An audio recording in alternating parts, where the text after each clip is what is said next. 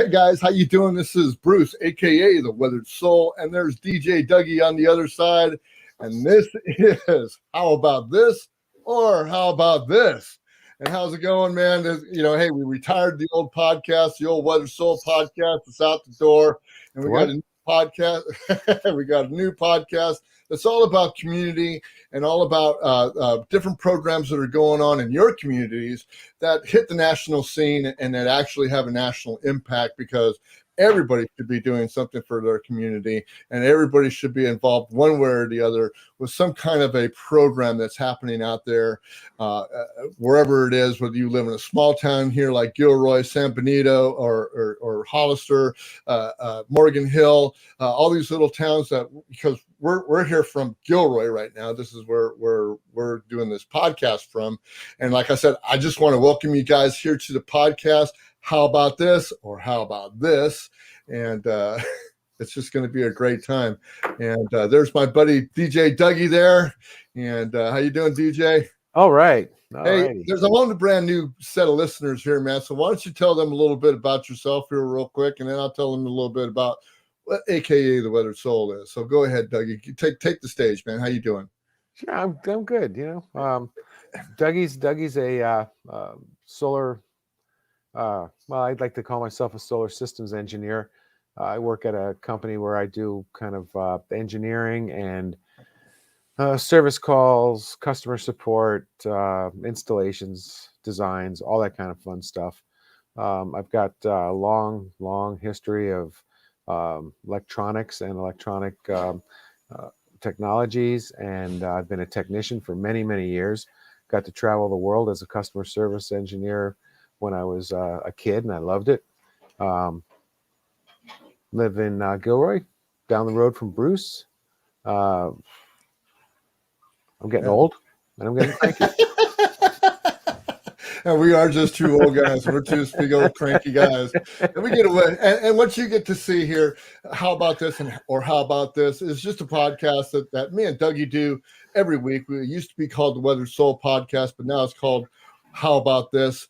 And it's a video phone call between me and Dougie. I mean, we get to talk a couple of times every week. We talk about the news, we talk about politics, we talk about all kinds of things, but we're kind of throwing that out. If you want to hear anything like that for the old stuff, you can go to the website, which is How About This, and you can get there just by going to one of our websites. And one of our websites, I'll put it up right now on the screen, is the one that we do for Anchor.fm. This is going to be our audio podcast site, and it has all our old podcast from when we were the Weathered Soul Podcast. So if you need some politics and some arguing, well, by all means, go there. But from here on forward, we're going to be doing stuff about community and things that touch people at a national level.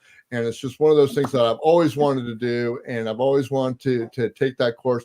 I'm Bruce the Weathered Soul, a.k.a. the Weathered Soul, and I am here because I love podcasting. I love talking. You can't get me to shut up half the time. I love to opinionate. I love to write.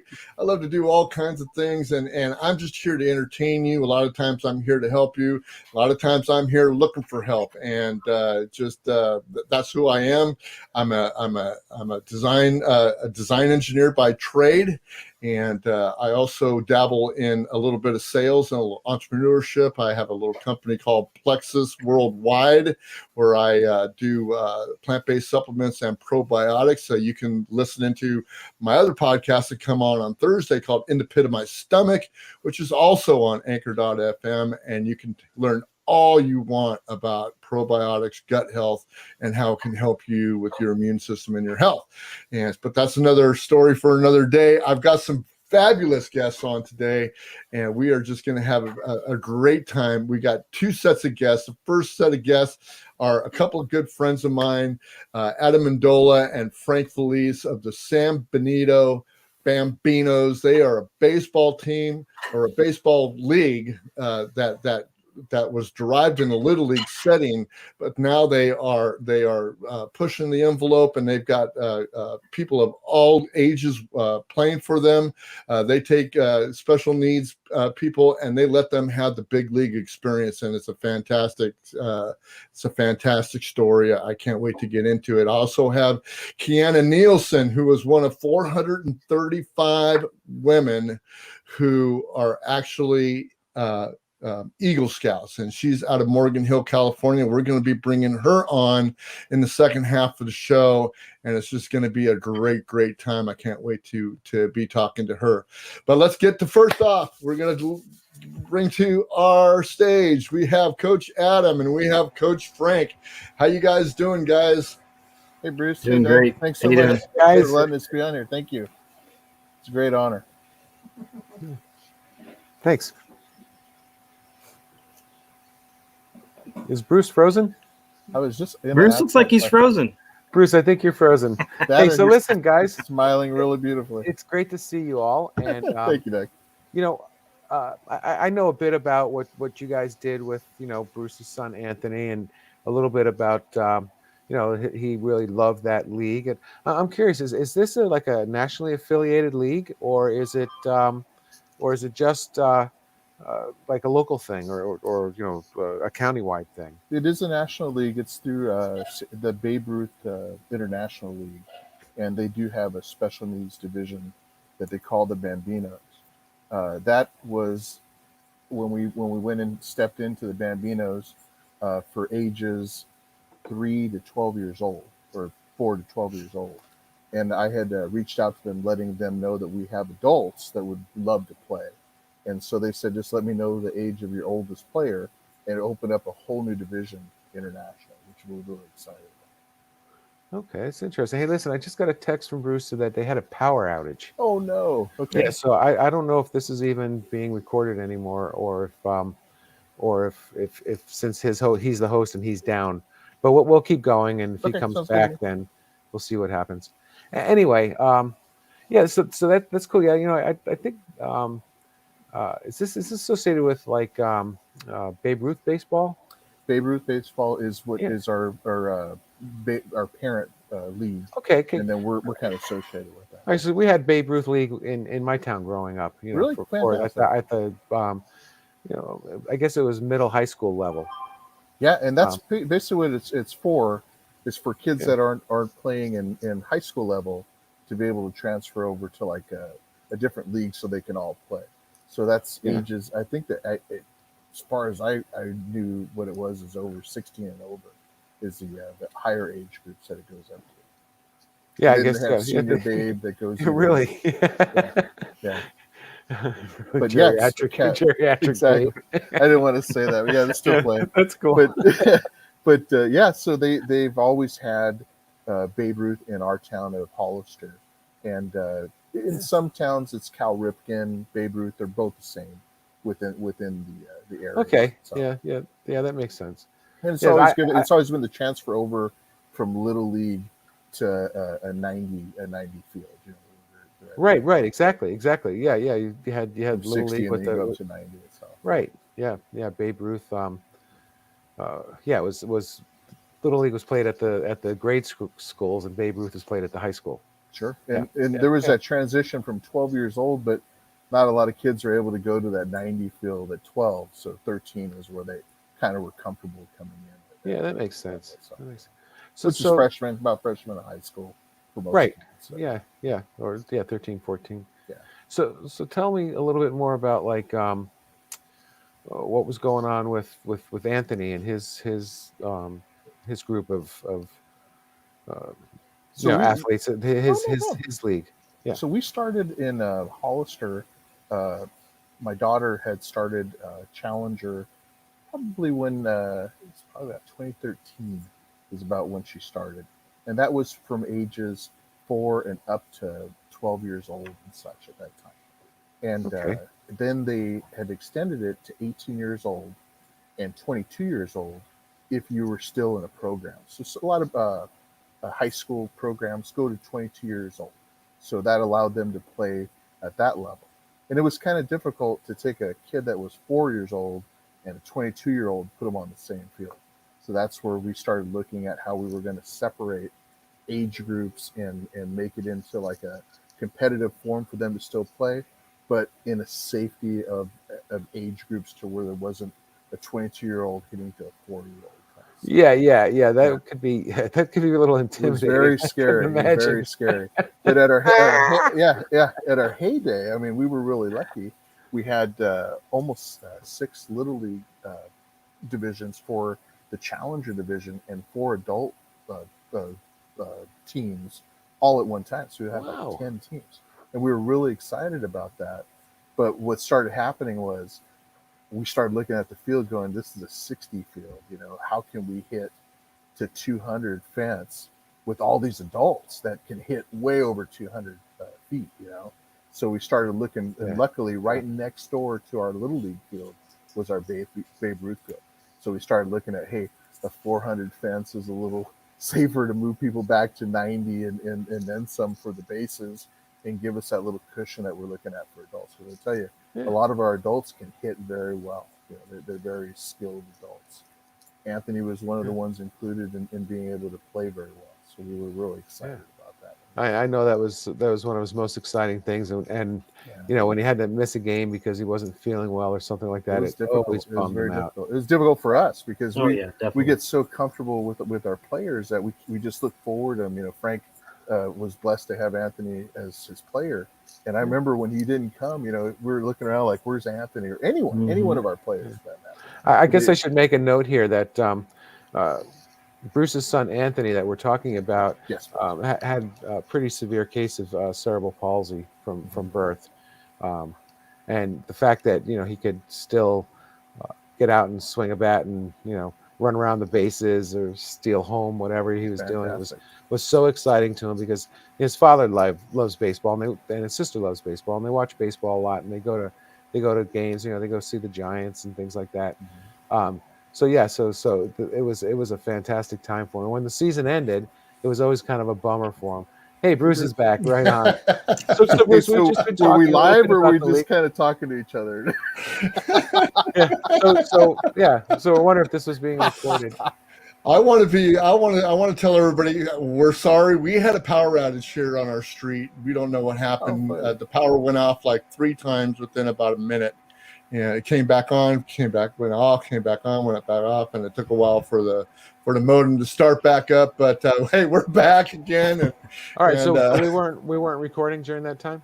No, you were recording. You're definitely recording. We're still going live. But so let me catch you up real quick. So the guys were talking about the league, and you know the different sections of the league, you know, all the different groups and so forth. And we just gotten into you know, Anthony and his love for the sport, and and you know how much, you know, you and him used to kind of you know, get together and see games, and you know, you and his sister, and we were big San Jose Giants fans. We were big San Jose Giants fans and San Francisco Giants fans. Didn't get out to a lot of San Francisco Giants games, but we did a lot of San Jose Giants games. But one thing that he loved was his Saturday mornings when he could get up and was able to go out and play with the Bambinos, and man, it was just a real special thing for him to do, and both these gentlemen right here were instrumental in just making sure that not only Anthony but all the kids and all the adults that you guys handle, you guys were just miracle workers with him and with them, and man, I just I've got to throw down praises to you, man, because you guys have the most patience I've ever seen anybody have in my life. The best organization that I've ever been involved with as far as special needs baseball is concerned, and so I'm not sure if you guys touched on this, but how did the Bambinos get started? Take us back before even Anthony was involved. So because that was probably 4 or 5 years ago, but even before that, how did that start off? So we got started as Challenger, which is part of a Little League associated division for special needs. And we reached out with just Hollister Little League At that time, there was nothing in town for special needs children to have some type of organization or places to play. So that really opened up a lot of doors for the kids in town. And I'll tell you, at the beginning, that was going back to 2013, we had such a huge following at the time. And the families that came together and the coaching staff and just Little League and Hollister Little League in itself was fantastic with the welcoming us in as a family. And I couldn't have asked for a better division to be part of. And it grew as time went. It grew into looking back and saying, okay, at one time at Hollister, there must have been another challenger division for people who grew up as got older than 22 years old. So challenger at the time with Little League only allowed you to go to 22 years of age. And that's what I was saying earlier, Doug. And so you were able to play to 22. As soon as you turned 22 years old, you weren't able to play anymore. Right. And that was very difficult for a lot of us adults that were involved in the program. But how do we make that decision to tell somebody they can't play? We had one player in particular that came and played his 22nd year, and the 23rd year I had to try to figure out something to keep him involved, and we made him into a coach, which was fine, but it was very difficult to keep him off the field when he wanted to go play. So we made an exception, like, hey, before the game, after the game, we'll do some hitting.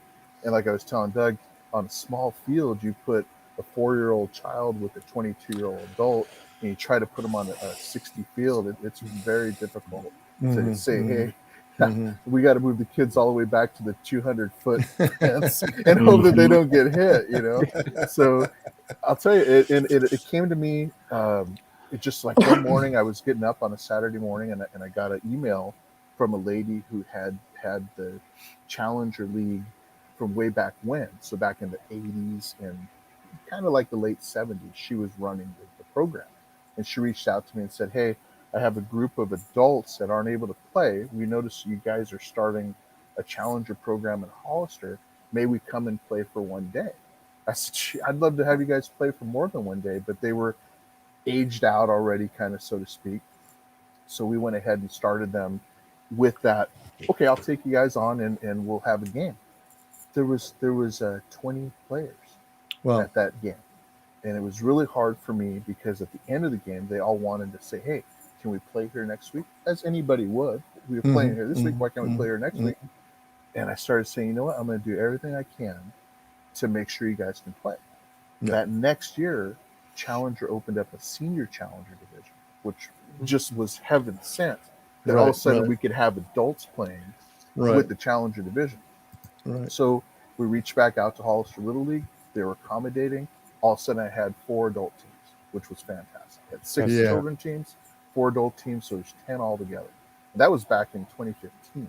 So, I think that's when Anthony joined. Was in 2015, and we were so excited to have all these players. We didn't know what to do with ourselves. So like Frank and I, we were coaching regular teams during the week, and then on the weekend we were having this ball with these adults and kids. I mean, it was fantastic. We never, I think our wives wanted to leave us because we were at the ball field for every day. Well, I remember Frank saying that, you know, he was at the ball field this weekend, you know, and they were doing all this. No, it was fantastic. And then we'd have Sunday and we'd all get together and kind of talk about the week. But it was never a dull moment because we'd go from coaching Little League to all of a sudden to Challenger to Senior Challenger, and it was fantastic. But I'll tell you, that's so good that you know, somebody, you know, Anthony's age didn't, you know, get aged out of the. And he probably did, right, Bruce? So one time, that's what was happening. Is see, Anthony, we started with him at the Special Olympics type thing. So they had them grouped up, and then after so long they quit playing baseball and they got him into softball. Well, Anthony didn't want to play softball, you know. So then we found the Junior Giants. Walt had a program down in San Jose called Junior Giants, and he was able to play there. And then we moved to Gilroy, and it just got real hassle to get up and and go to San Jose every weekend to go play, and then I had met Frank through work, and he had said, "Hey, I got this baseball league, and it's just like, it'd be perfect for Anthony, and the rest is history." I mean, and we can go on and on about Anthony and how he loved it and how he impacted everybody, but the fact is that it impacted us more than anything in the world to have you guys be able to reach out to us and be able to give us that opportunity and give Anthony that opportunity to live his dream, because when he was out there, he didn't think that he was out there, on a little league field. He thought he was in a stadium, and and that was the coolest thing, because that was his reality, man. And he was Babe Ruth, man, sitting up there. I mean, Frank knows, because Frank is the one that took a real special leaning, and Dominic and Anthony, his sons, they palled out with Anthony, and it was just really, really great. And so I know you guys have that close relationship with a lot of the players on that team, and I want to show the audiences here a little something that I put together. Adam helped me put this together. He sent me some pictures, and I just did a little video. And if you guys want to talk over the video, you need to unmute your mics when you want to do that. And it goes pretty fast. Every picture is about 7 seconds and stuff. Got a little music behind it, so you might have to talk over the music a little bit if you wanted to. But here we go. I'm just going to run this little video real quick.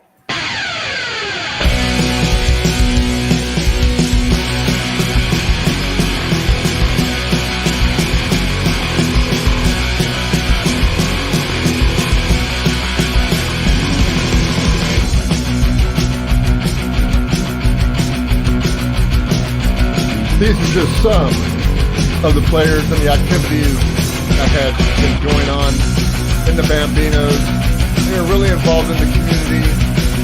They love to take pictures together.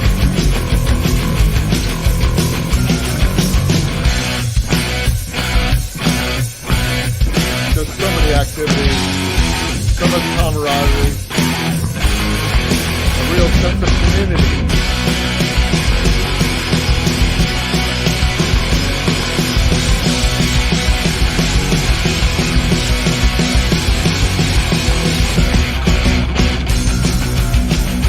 Awards dinner at the VFW Hall. Those guys were great.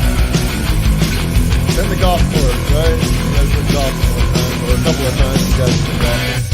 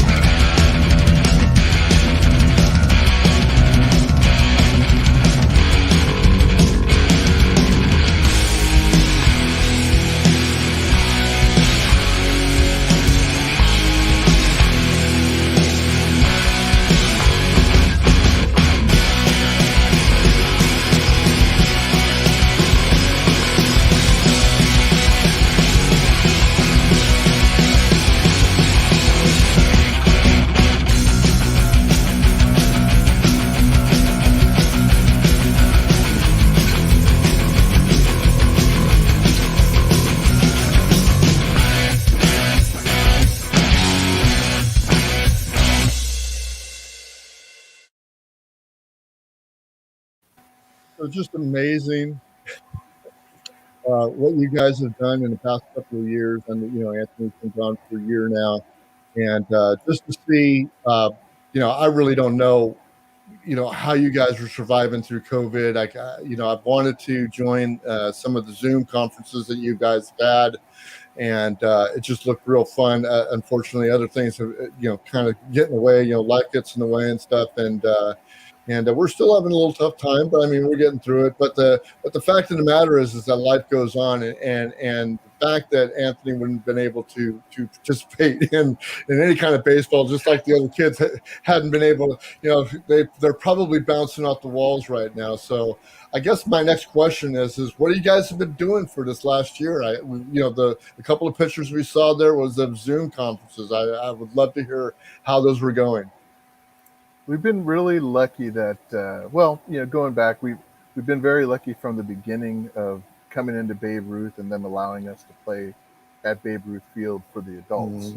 Right. Just the family that we have, you know, Frank and I, we're best friends, but it spreads to all of our players like they're our own, you know. So that being said, this last season was very difficult because we got February, you know, we're over there talking registration. We're getting ready to play in March.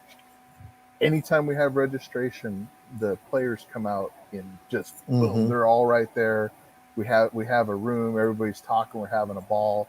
We're all excited. We had a little fishing trip that was on one of those pictures you had there. That the veterans and San Benito Babe Ruth have been fantastic in making sure that the players always have what they need.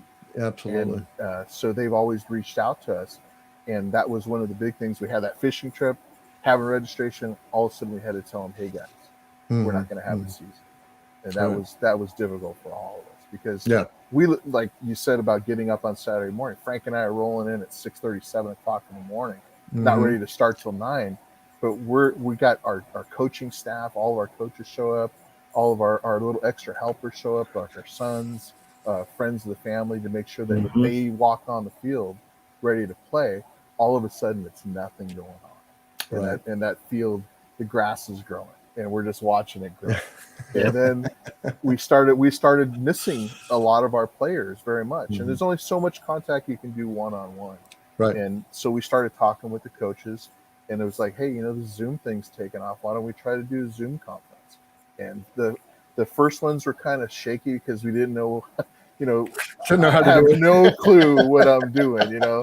And the monitor's like this and the monitor's like that. You know, we're trying to do the best we can to make sure that we're entertaining. At the same time, we miss these guys. We want to hear everything. So some of the conversations, man, I think the first one went on for almost 2 hours because we all missed each other so much. We just wanted to hear, and we made sure everybody got an opportunity to talk. And I think we do that every time we have. That is so fantastic.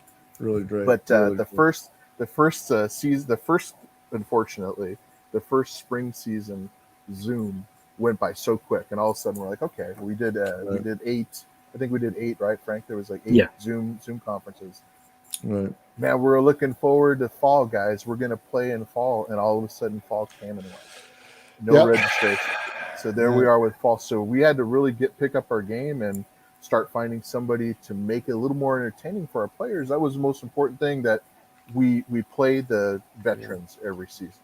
We play the fire department every season. There's always something going on. We've had the Hollister hay balers come out and play our teams. As coaches, we try to play our teams, and it's always so much fun. So why can't we get the fire department to come and do a Zoom? Why couldn't we get a ambulance? The AMR came and did a Zoom for us. Police department. There was a lot of little help that we had along the way.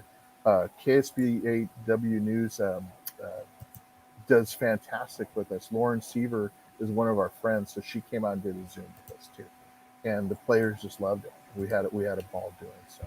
That was one of the pictures. She came out to the field. Her husband pitches for us sometimes when our pitchers get a little overwhelmed. So our only pitcher, Nick, gets overwhelmed. We bring out Kevin. So yeah, we've had nothing but fun. But that's how we've tried to stay entertained. We also reached out in Christmas time. We had like a little Christmas thing where we had a contest for sweaters. And usually this time of year, we're looking at the Christmas party that the VFW allows us to go to. For our players. So we're trying to make it a little more where everybody's accommodating. It's hard because we're all home, and the players, a lot of them are home right now. And the only excitement that we look forward to was one of them being the ball game, being the ball game that we had. And as we get older, as adults, especially special needs community adults, their access becomes limited to maybe a school or some type of activity during the week, and then very limited on the weekend. You take away the movies, you take away going out to restaurants and stuff. It's very difficult. So many things. Very difficult, So we try to accommodate as much as we possibly can. And it's as family. There's nothing any one of our coaches wouldn't do for any one of those players that really makes us all work very hard. We're all trying to updo one another, I know that firsthand. And we love it. We love it because, like I said, it's a big family. the special needs community in Hollister, I feel as we're growing is growing as well, and we're bringing in a lot of new people. Heck, you were coming from Gilroy. That was an honor. You guys are coming from Gilroy. We never thought we'd have a Gilroy. Now I have one from Morgan Hill. I have two from Gilroy, coming all the way to Hollister to play baseball. Right. So, right. and we just hope that it opens up doors in other places that they see what we're trying to do, and they want to try to do the same thing in their location. Well, I think you have, because we know we've seen KSBW channel 8 has been out to your place very often doing their videos about you at least once a year. Yeah. And like I said, this podcast is all about what's going on with the community and the programs that kind of affect on a nationwide basis on how things are done. And what I like to do when I do these things, when I talk about programs like this, is that remind our listeners and our viewers is that it takes community. It doesn't take a government intervention or this or that to make this thing work. It takes guys like you. It takes families. It takes everybody to come together to make these things work, because we can use government all we want, and ask them, most of the time we're going to get no's because, it's not in their budget and stuff.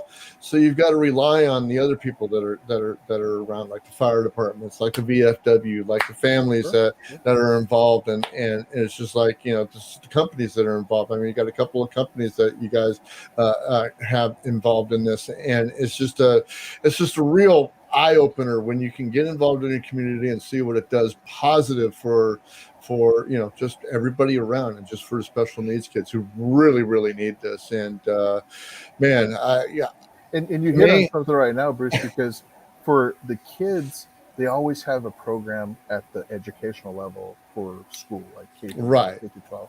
The adults, it gets more difficult once they're out of school to have activity, and unless they're in a program, it's very difficult. It's hard for people to see that, because you kind of go about your day on a day-to-day basis, and you don't think about that.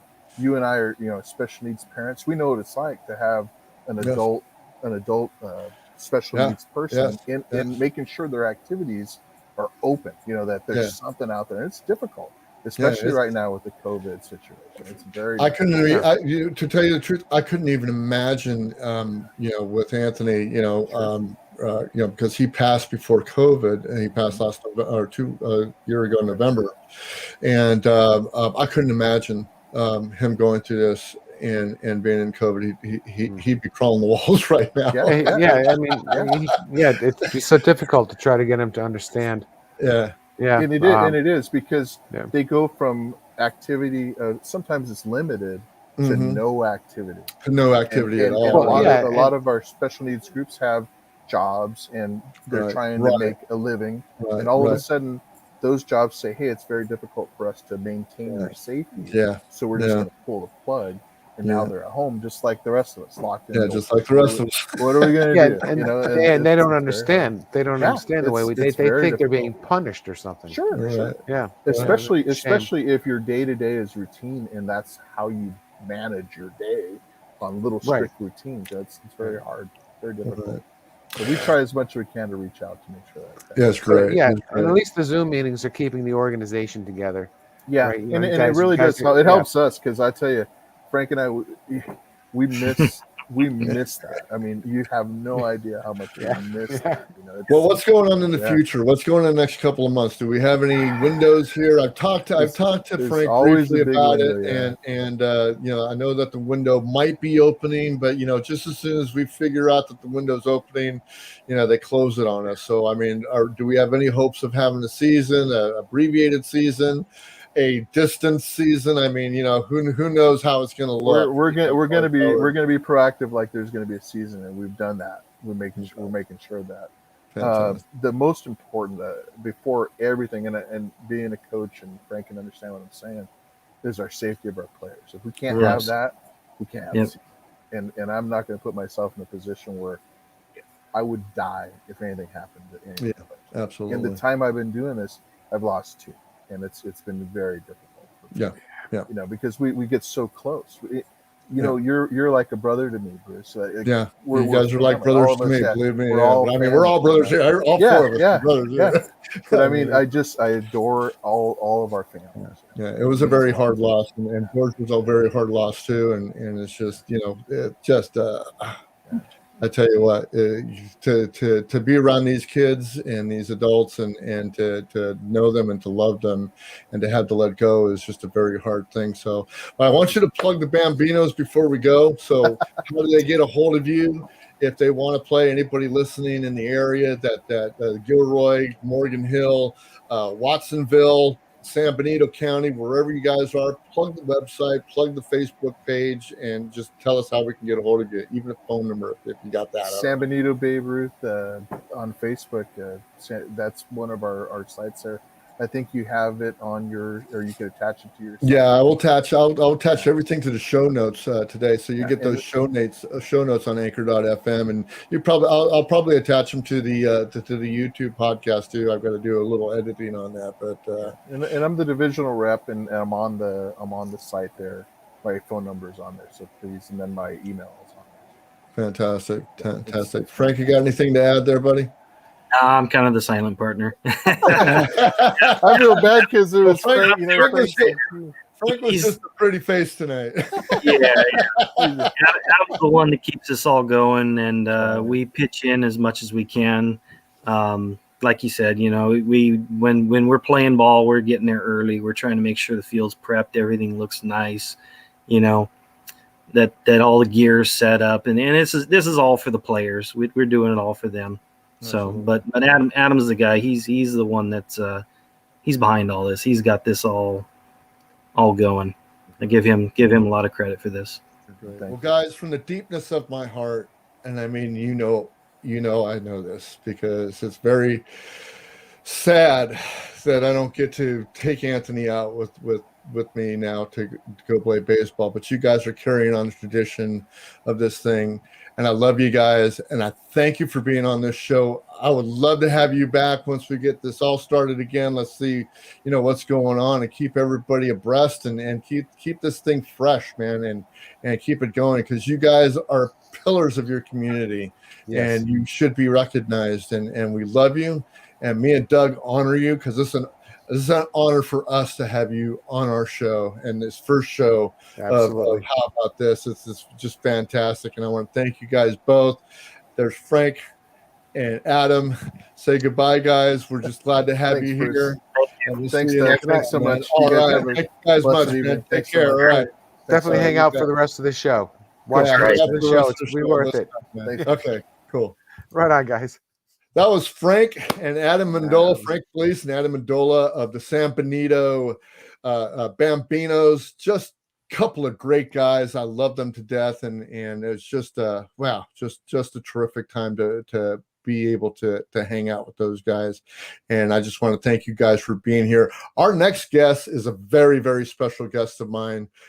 My co-worker, Greg Nielsen, is a friend of mine, also a co-worker and a friend of mine. And his daughter has done something that not very many women have done in the United States, and especially here in Morgan Hill. And I want to introduce to you guys Kiana Nielsen. Kiana Nielsen, how are you doing today? I'm doing great. Hi, guys. I'm sorry for the little hookup that we had. Your mom is freaking out because she can't listen to the podcast.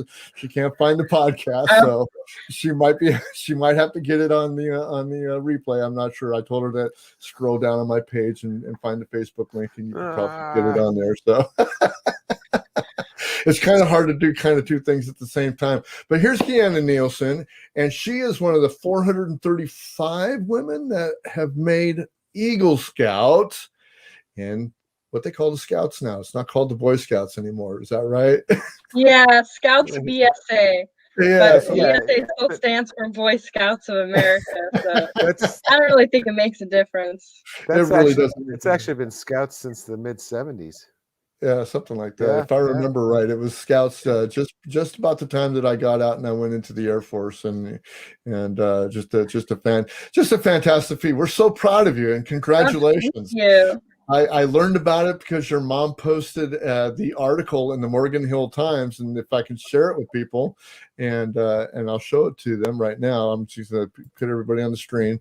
There's an article that was done by the Morgan Hill Times by Kelly Barbazette in the Morgan Hill Life, and Kiana is the first joined the troop, 2799, the first and only Boy Scouts of America troop in Morgan Hill that allows girls to join. So what I would like to ask Kiana, number one, is like, Kiana, so is it the only Boy Scout troop like in the area that has girls? I mean, in Morgan Hill, yes. Mm-hmm. So how it works is the council says yes to girls, but each troop can say yes or no to girls joining. Mm-hmm. So not all troops allow girls, but mean. they can. They officially can. I don't think there's any girls that I knew growing up that would want to join my Boy Scout troop, but I'm sure there were troops that could accommodate them. But yeah, I couldn't imagine it. From 1974 to 1979, at that point in time, yeah, it was different. It was tough. Yeah, we're a bunch of old guys. Well, we were a high adventure troop, so we required that you camped out at least 10 months a year. Yeah. And 2 weeks in the summer, and we lived in Connecticut, so we went camping when it was 20 below zero. We went camping when it was 90 degrees and 90% humidity.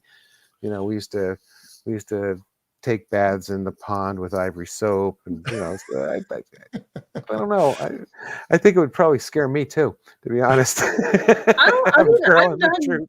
done 2-week camps, and snow camping. I've done that before.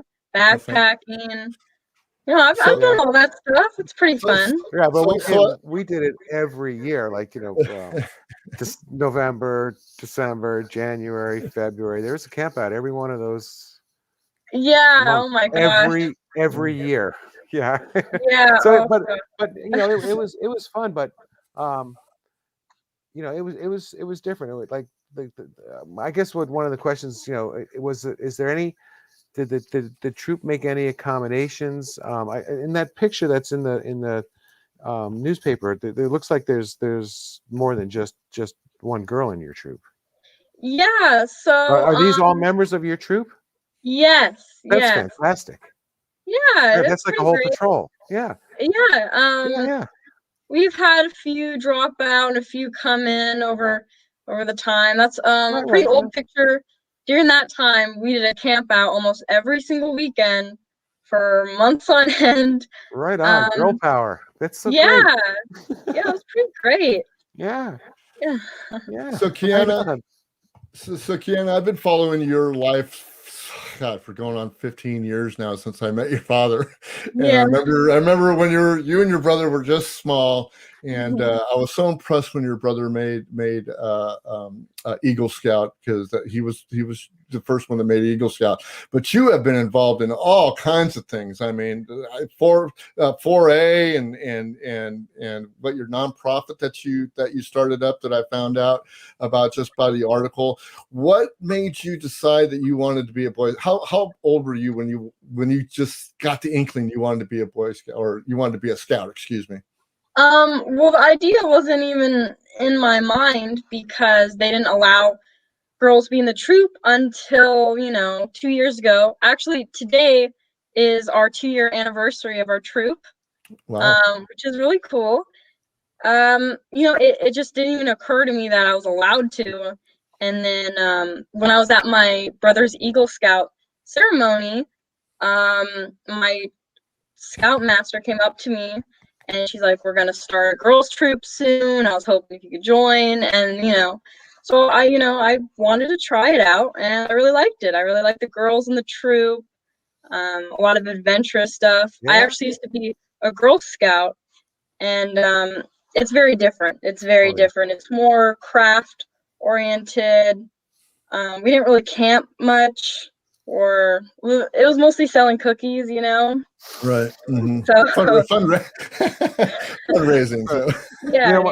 my wife has 2 older brothers, and they were both Boy Scouts, and she was always jealous that she couldn't be a Boy Scout. And it's like it just wasn't heard of then. It's just we've come a long way. Yeah. Yeah. Yeah. I was always jealous of my brother, doing all this fun stuff, car racing, and every time he comes home from a camp out, he's all excited and he's happy, and I'll just be there to pick him up and stuff. So and I'm sure that your parents were very supportive through this whole thing, and there was never a one of those eyes that went up like you want to be a Boy Scout or anything like that. Yeah, my dad's pretty supportive. Yeah, at first my mom was like, I don't know if that's a good idea, boys need to be boys and stuff. But over time, I wore her down.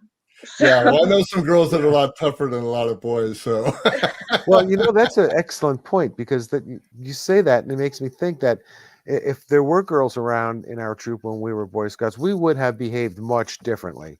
yeah. Right? I don't think we would have been as gross as we were. we were boys.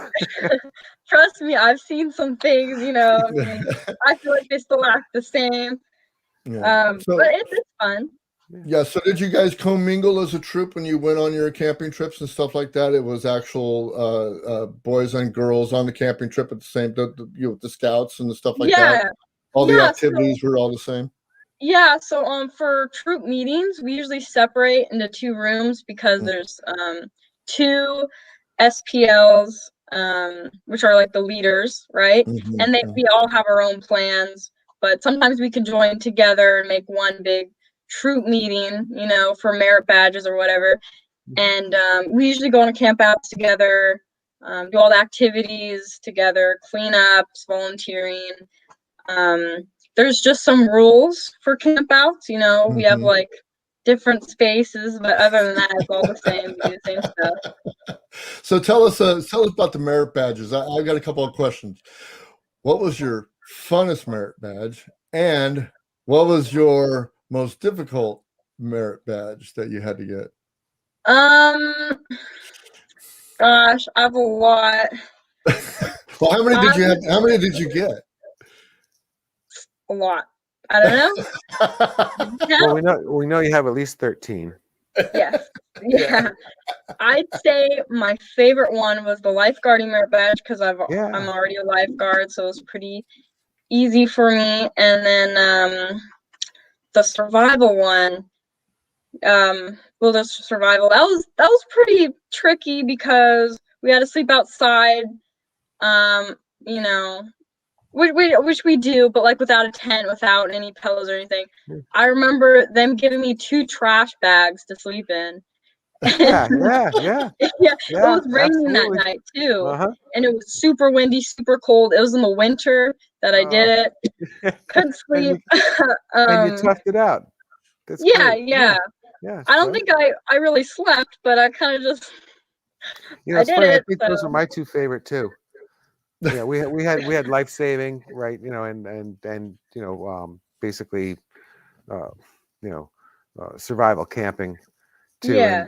And I think those are my 2 favorite. I love life saving. We got that at the YMCA from this great big guy who kept trying to drown us, but we if we could get him to the edge of the pool, we passed. Yeah. And the backpacking, where you've got basically everything you have is on your back, and you're out in the woods, and that's it. You go. You got to make it work. It gives you a lot of self-confidence when you get through that and get home and say, I had it. Like be a Boy Scout, be prepared, right? I was prepared. I made it. And that's good through life. It's really good for everything you do because it helps you plan, right? Keep things organized. So, I think that all of those things, all those skills are better than just, standing in front of the grocery store selling cookies. Right. Honestly, I don't want knocking any Girl Scouts or anything that they do. Because I love Girl Scout cookies. But it's not for everybody. Yeah, it's not for everybody. Hey, Kiana, I'm really impressed. Have you met any of the other Explorer Scouts from around California or the nation? Are you privy to that? Do you guys get together or have a chat or anything like that?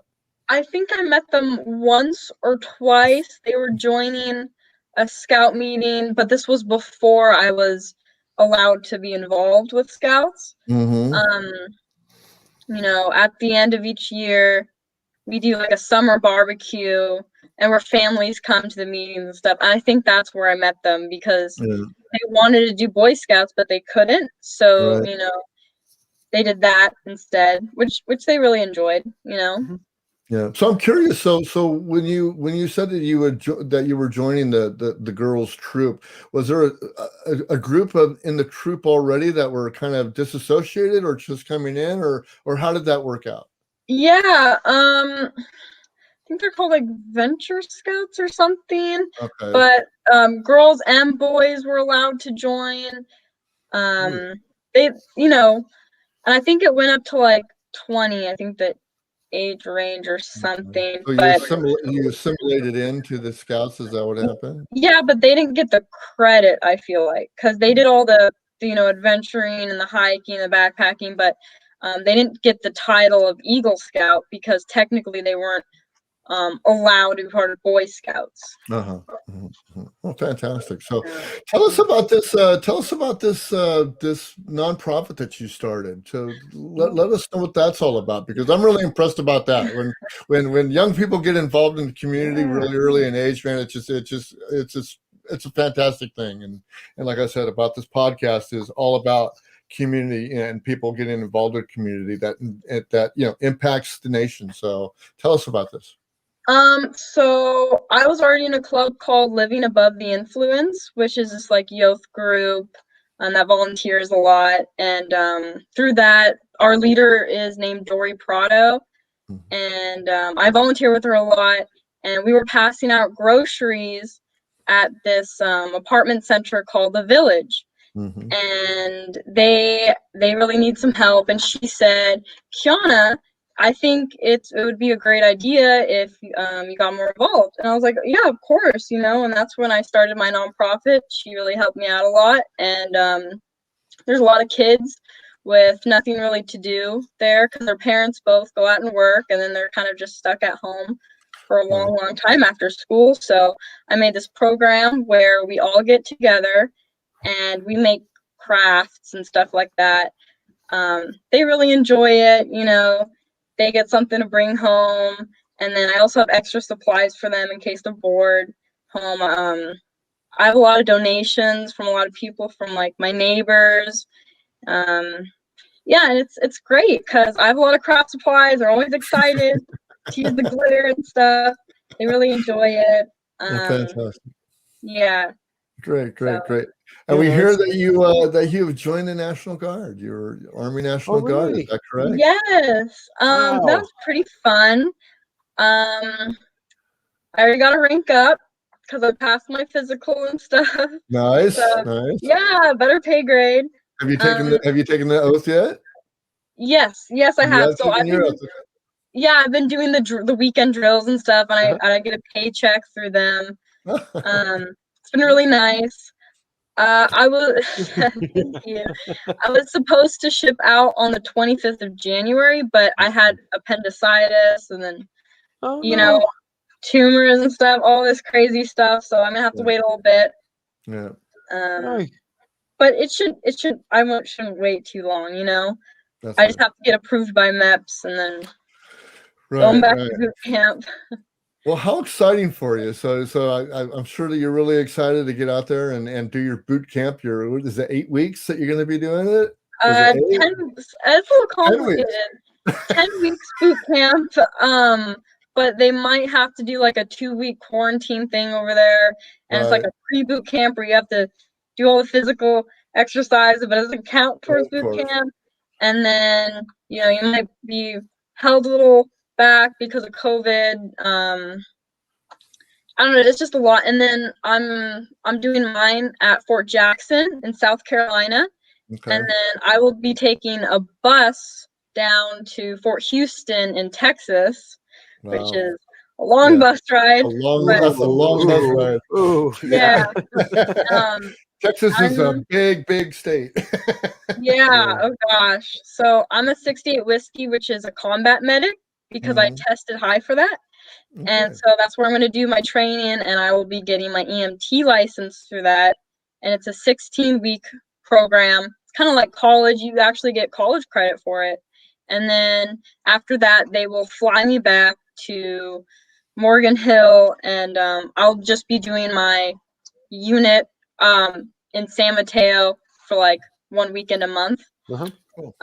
Yeah, it's funny because they only pay for one plane ticket there and back, so you don't have to take a plane from your basic training to your job training. It's always a bus. It's gonna be long. It's like 16 hours or something. Wow. I'd start saving Kiana, up the money for a plane ticket now if I were you. We are so It's just me. excited for you, Kiana, and we're so proud of you. And I'm sure that your parents are just ecstatic that you reached this pinnacle of your life. I mean, you're 18, you got things going on for you. You're an Eagle Scout, you've got a nonprofit under your belt. You're going into the National Guard. I mean, you're busy, girl. Yeah. Well, you know, it's the thing with the Eagle Scout, you know, that people know that carries all of those community service projects that you did, the merit badges for community and all that stuff. I mean, that's people understand that that's part of it, and that's something you'll carry with you the rest of your life. Yeah. So we want to thank you, Kiana, and good luck. And we hope that you are well, and we just want to make sure that you get sent off good. We're going to bring everybody back so they can say, "Hey, congratulations, Kiana!" Yeah, thank you. It's so exciting. Yeah, and I want to thank everybody that was here for the I want to say the Weather Soul podcast, but we're not. We're how about this or how about this? I mean, how about that? How about these guys? I give you guys a great big round of applause because you guys are all awesome. Thank you for being here on our first podcast.